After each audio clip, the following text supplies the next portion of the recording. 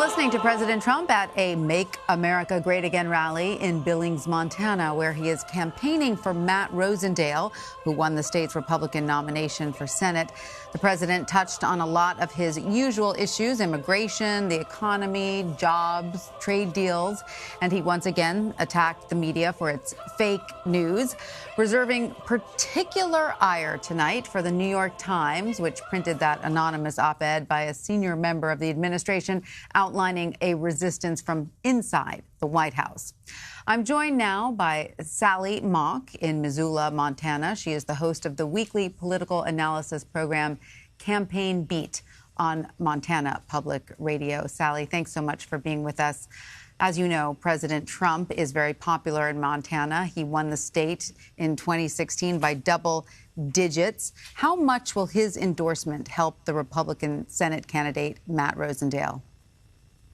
Well, this is his second trip to Montana in the last 2 months. He was here in July, and I think it will have an impact. Certainly, it will fire up his base and get them to the polls. I think the big question mark is what will be the impact on moderate Republicans and independent voters in Montana.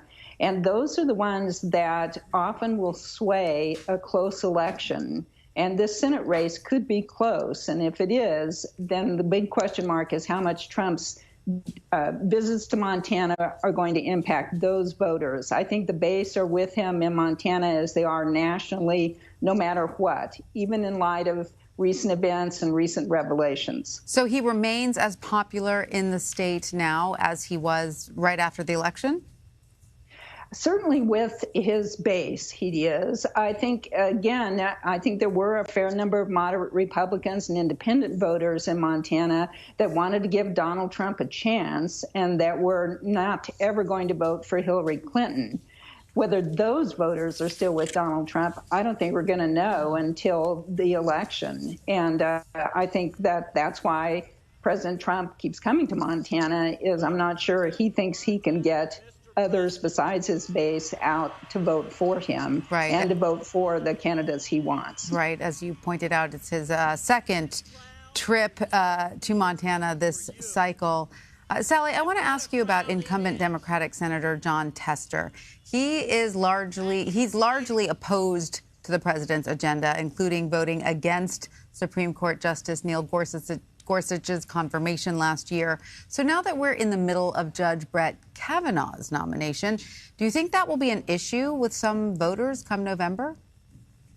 I think the whole issue of who's on the Supreme Court certainly will be an issue for some voters. It's an issue, obviously, with people who are opposed to legal abortion. I think, though, that it's not correct to say that Senator Tester completely opposes President Trump's policies and agenda. He votes with him about 30% of the time, and he certainly has a new ad out showing how much of President Trump's legislation on veterans issues the senator has co-sponsored and the president has signed into law. That's something that he talks about a lot. Mm-hmm. So he is trying to counter that portrayal that he is anti-Trump down the road. He's actually rightly pointing out that that's not the case. Right. Yes, I said he's largely opposed, not completely opposed. More opposed than the Republican would be, yes. That's right. All right. I want to bring in CBS News White House correspondent Weijia Jiang as well. She is there. She's in Billings, Montana. You were at the rally. Weijia, can you give us a little bit of color? What's the mood like on the ground there?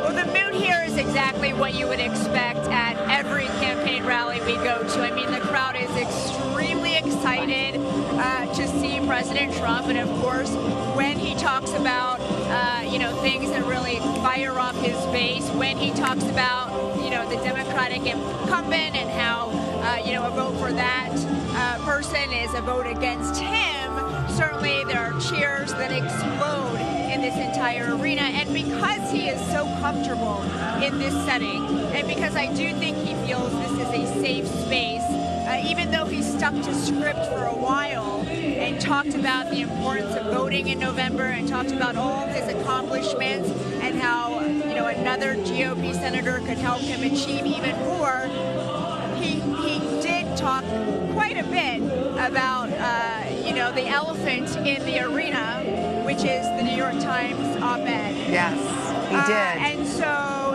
he used the same words that we've heard over the past couple days, calling the writer gutless and a coward. But he also accused the New York Times of potential treason and urged the New York Times to publish the name, even saying that the reporters there should launch an investigative report into who the author is. It is very clear that the president is still fuming over this, even though he is trying to play it cool and brush it off as something he does not care about. It is obvious, in his language here and his claims that this is something that he cannot escape.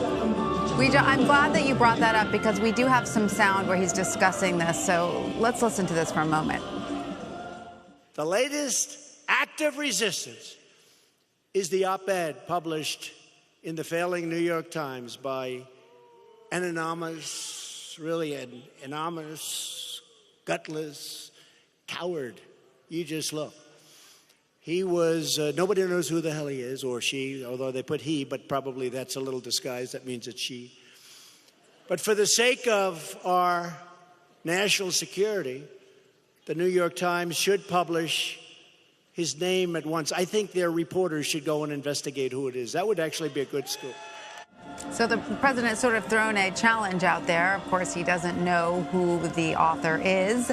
Weijia, are we any closer to finding out the identity of this anonymous author? No. At this point, this op-ed has set off a wild guessing game, especially in Washington, and a flurry of denials from the president's inner circle and from nearly every member of his cabinet, except noticeably Attorney General Jeff Sessions. The Department of Justice has not released an official statement either, referring us instead to White House Press Secretary Sarah Sanders' latest statement, which echoes her boss, calling the writer a gutless loser. But, when you think about the context here and the fact that the president and Sessions have been locked in a very public feud now for several months since Jeff Sessions recused himself from the Russia investigation, it does stand out, whether or not, we should draw those links. The fact is you cannot deny the tension between those two and the fact that Sessions has not issued a statement saying that he was not the one behind the op-ed. Of course, it would be irresponsible to assume that that means that he is at the top of the list of suspects. Sure. But again, it's just something worth noting. It's certainly worth noting that that is the one department that has not issued a formal statement. It has certainly been under attack. Yes, exactly. Especially in recent weeks, the president has ramped up his attacks on Jeff Sessions. So perhaps that is why, too, it is such a red flag not to hear from Sessions. But to answer your question, we are not closer. Everyone has a guess. Everyone assumes that it's someone who has been with President Trump watching the administration unfold from the very beginning. But the fact is there are hundreds of senior administration officials, and that is the only thing that the New York Times is using to identify this person. Now, we should mention that the New York Times continues to defend its decision to publish the op-ed anonymously, and the editor of that section said they went through a really extensive vetting process, and they were 100% certain of the writer's identity, and that he was really struck by the clarity of the writing and how passionate this person was. Absolutely. Sally, I want to bring you back in again. Were there any topics that the president touched on tonight that are of particular importance to voters there? I mean, at one point he talked about guns and the Second Amendment and got a, big rallying cry. Is this very important to voters there? It is, but it's not a terribly big issue in this race because both Senator Tester and the challenger Matt Rosendale are pro-gun rights. Right. Senator Tester has an A- rating from the NRA, so it's not an issue that he can be attacked on. There isn't a hair's breadth of difference between the two on gun rights. But a couple of issues that are really important in Montana and are issues in this campaign are trade. Some of the tariffs are hurting Montana farmers, and certainly trade with Canada. Canada is one of Montana's biggest trading partners, and with no trade deal with Canada, that could be a huge issue in the campaign. And the Supreme Court justices, that's an issue for sure. And coal development is an issue as well. The president promised the resurgence of coal, but we're not seeing that in Montana. And a lot of people in the know in Montana about energy issues don't expect to see a huge resurgence of coal for many reasons that have nothing to do necessarily with the administration's policies for or against. All right, Sally Mauk, thank you so much for that insight into Montana voters. And Weijia Jiang, thank you for that insight from the rally. Thank you. We're going to take a quick break now. There's much more news ahead. You're streaming CBSN.